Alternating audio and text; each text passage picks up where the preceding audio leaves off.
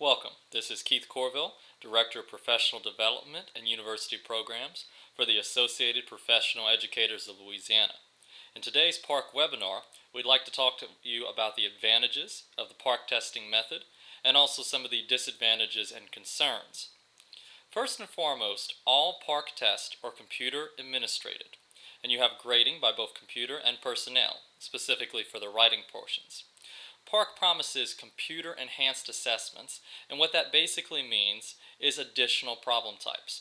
For example, as we'll later see when we look at mathematical questions, you're able to move, drag, and physically manipulate the problems themselves.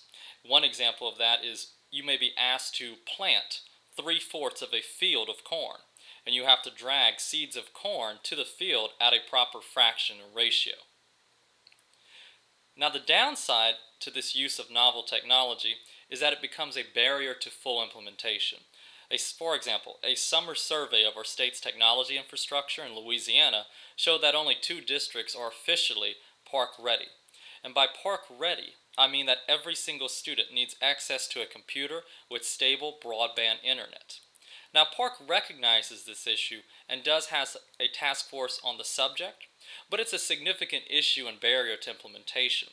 You basically need students to all have access to technology and broadband internet in places in Louisiana, particularly rural schools, where there may be only one computer lab to serve the entire school. This is already a situation in high school when you have a lot of end-of-course testing, when you have to basically divide up library space, computer lab space, between multiple classes that need assessment. And so word on how this is going to impact the testing schedule and implementation is still being waited on.